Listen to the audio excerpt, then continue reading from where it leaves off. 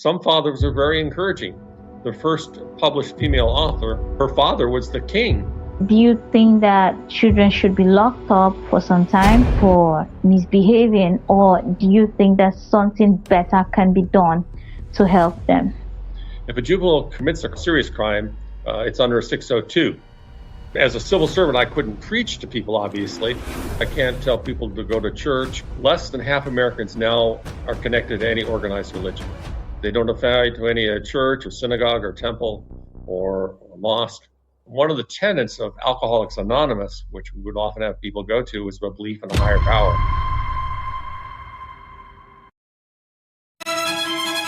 This is the Christian Readers Community Podcast.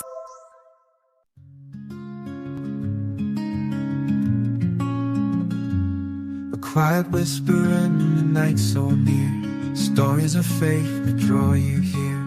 The words unfold like morning's glow, a place of truth where hearts will grow. A gentle breeze that turns the page, wisdom passed through every age. Come gather around and take your seat, the Christian Reader's Tales complete.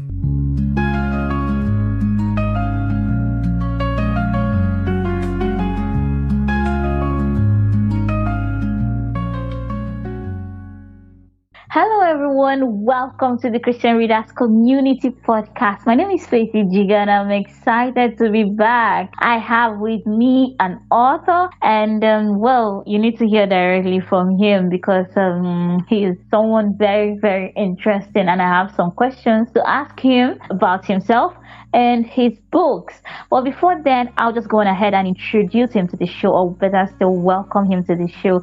Welcome, Lance Hillsinger. Welcome. Thank you for having me. Thank you for joining me. I saw something very interesting in your biography. Lance, so you worked with the Juvenile Court. That's correct. I was a child welfare social worker for 34 years. The first 5 years with Los Angeles County, the rest of the years with San Luis Obispo County, which is just north of Santa Barbara, about halfway between Los Angeles and San Francisco. And I handled, except for 1 year during my career, court cases of one type or another. And one of the things that I observed over the years was very, very few clients of mine whose children came into the foster care system, whose parents they didn't have, only a handful had any connection to any type of organized religion. Tell us about it. Tell us more. I'd like to hear more. Well, I think that in juvenile court, about roughly 2/3 of the cases come to the court because of neglect due to substance abuse, illicit drugs or alcohol, or often a combination of issues. One of the tenets of Alcoholics Anonymous, which we would often have people go to, is a belief in a higher power. And I saw over the course of my career, some people find church, find God, and that helped turn their life around. Of course, maybe if they had God in their lives beforehand, maybe they wouldn't have gone on the path that they went on. But I see that as a very powerful way for people to deal with the stresses of life. Most people won't have their children taken away, but they're going to have some sort of crisis, a lost job, a failed marriage, something. And if you have faith, it's easier to go through, meet those crises. And I found that because I would try to, I couldn't, as a civil servant, I couldn't preach to people, obviously. I can't tell people to go to church or, things like that. But I did find that if I settled myself down, sometimes I would park before going to a house, someone's apartment. I would park a few blocks away and just settle myself down. Sometimes prayer, but more often just meditate. And if I come to a point of we're all God's children, then these things that people have done, some that are very awful, are a little bit easier to deal with. If you try to look for the good in people, it makes your job better. And like most social workers who've been experienced for a while, the clients are actually the easier part. The bureaucracy and all the other stuff is the more challenging part.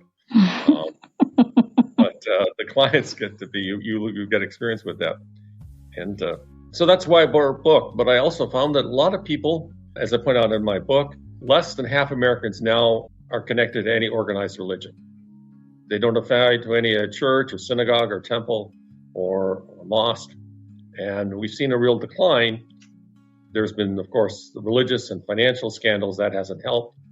But I think it's something else. I think that maybe the way that people go about preaching isn't reaching everybody, isn't reaching people to the way the message is packaged. The message inherently is the same, but the packaging, how it's preached, is important. And sometimes I think people get turned off by what I would call the hard sell. And I would tell this in working, kind of mentoring younger, new social workers, is, we don't do the soft sell with people, instead of saying, very often we would have judges order parents go to parenting classes who have mistreated their children. That's kind of obvious, but instead, you need to get to a parenting class. You say, hey, the clients I've worked with usually tell me that they found something helpful, and the soft sell usually works better. And, so that's what I think the same thing is with pastors, is sometimes the soft sell is what needs to be, and they need to speak to the modern person who is maybe a little skeptical about religion and miracles and things like that.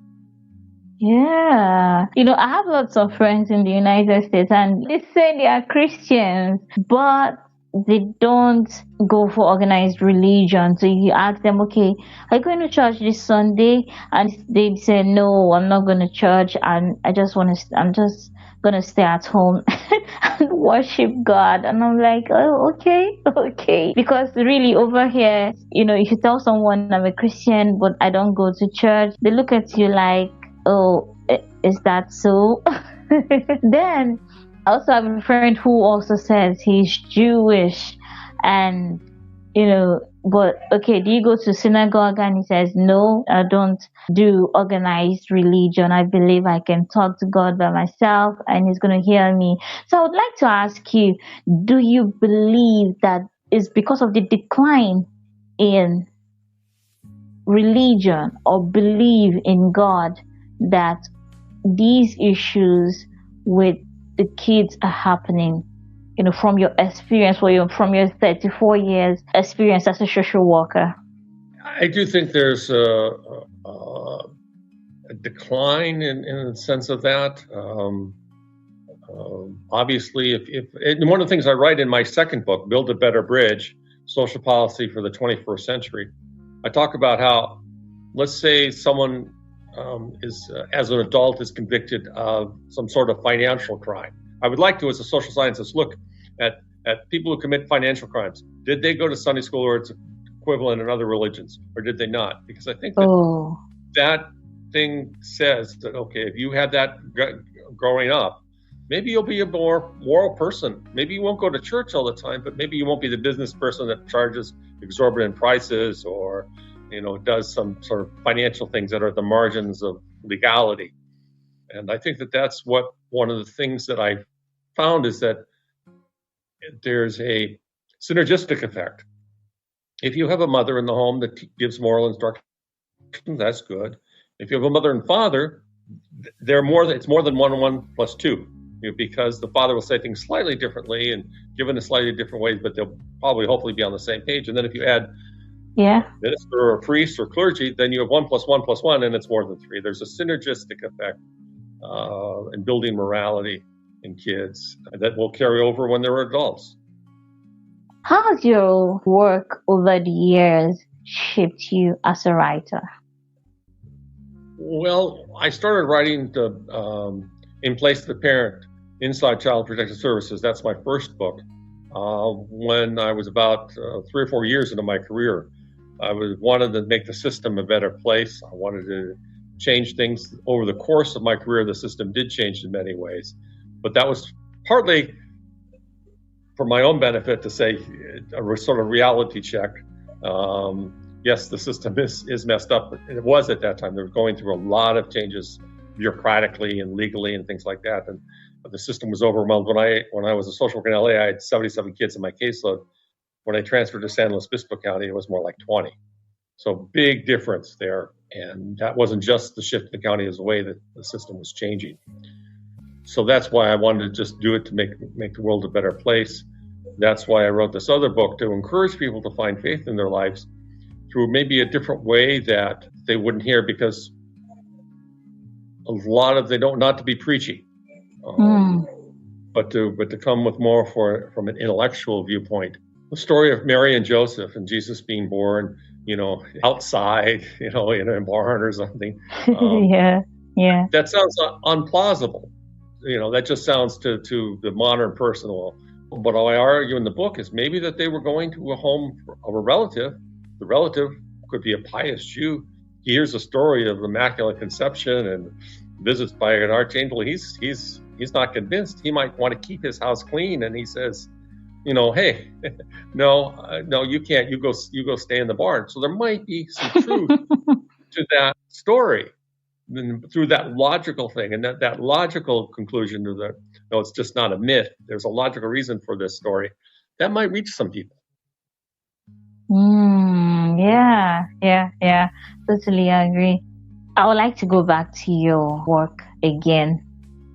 Mm-hmm. So tell me, are there times you look back and you're like, I can't do this anymore because of what was going on at the time?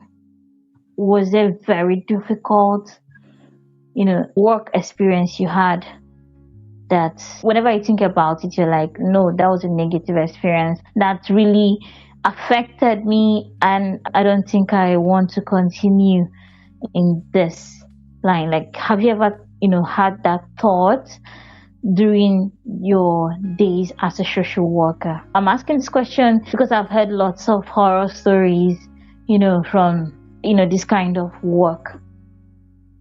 There were tough days. There were tough days for sure. One of the times I thought, well, maybe I'll just work someplace else. I'm mad at a policy or whatever.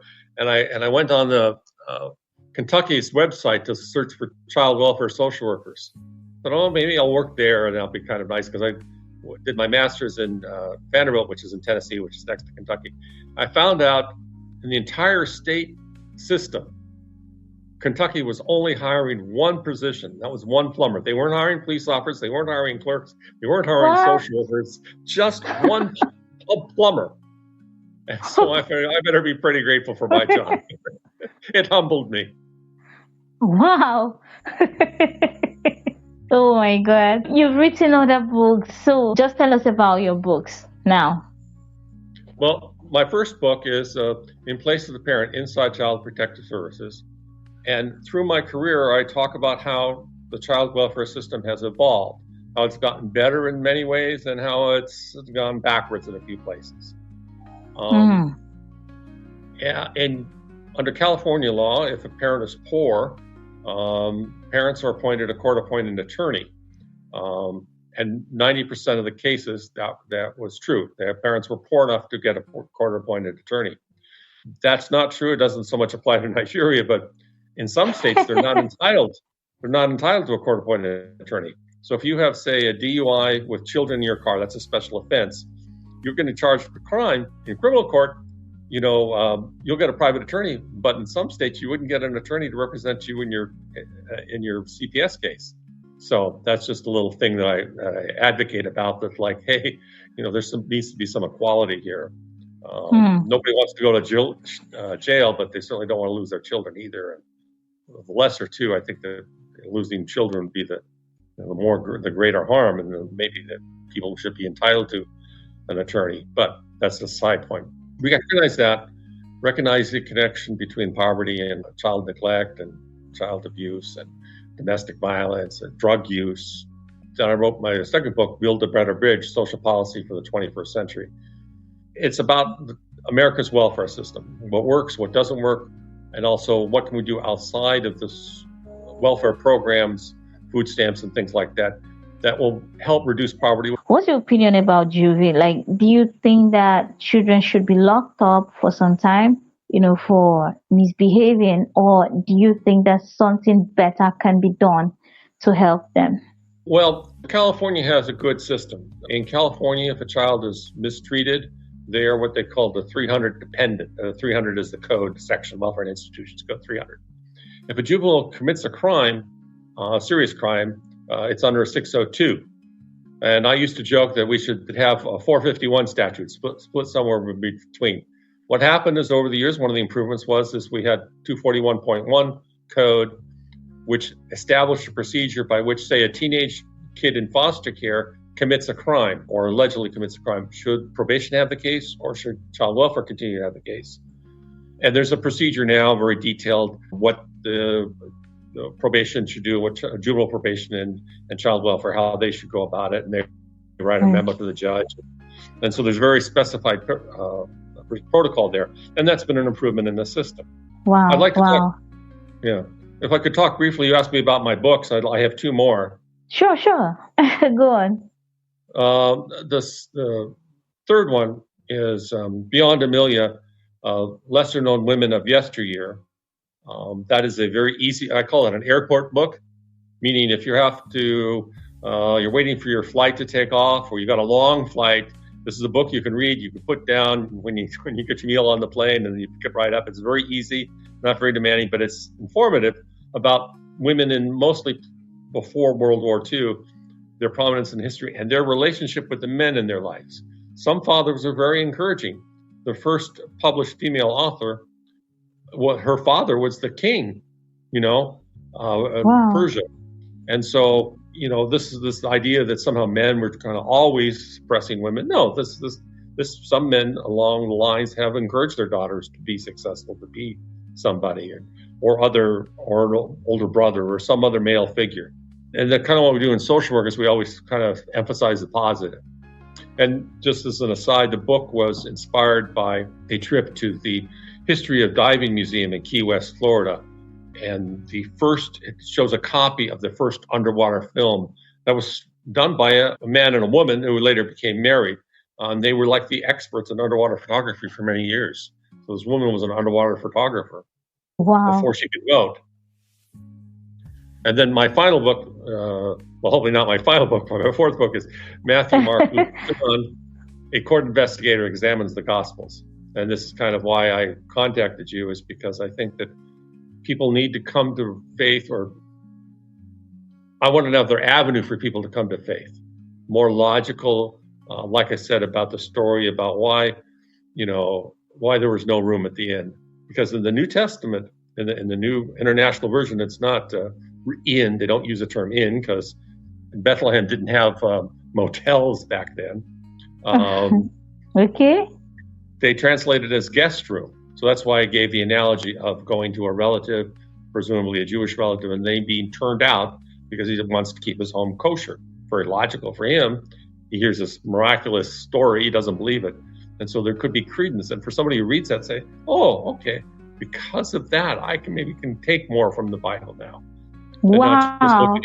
Wow. This is wonderful. I like it when I see Bible stories, retold in a very interesting way, because as we've established before, it's good to present the gospel very soft and also an interesting way to be able to get the people that you are trying to reach the gospel to. So if someone wants to get a copy of all your 4 books, how would they be able to do that? Amazon. And Matthew, Luke, Mark, and John is available as an ebook, as all of the books are. And so, we just order the ebook. Okay. So I say this because shipping to Nigeria is very expensive. I shipped a copy of my first book to Norway as a courtesy to the photographer. It costs more to ship the book than the book costs. So it's available in ebook versions.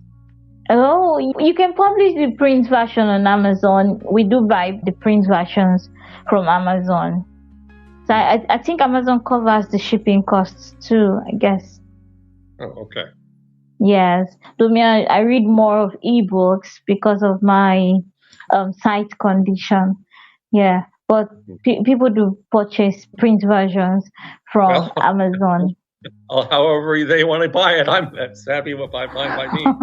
Yeah. Okay, so I would love to have the link to your Amazon authors page. You want the links? This has really been a very beautiful conversation, and I'm so glad you answered my questions on social child care and Juve and everything, your experience as a social worker and also as a child of God. Thank you so much for answering my questions, and this has really been nice. You have a blessed day. This is where I'll be drawing this interview to a close. Thank you so much for joining me. Until I come your way again next time, I'm saying stay safe, stay blessed, and bye bye, everyone. Step into the light where hope is found. Voices of love with a peaceful sound. The Christian reader calls to thee, a hope is found. Voices of love with a peaceful sound. The Christian reader calls to thee, a warp is found. Voices of love with a peaceful sound. The Christian reader calls to thee, a world of grace and harmony.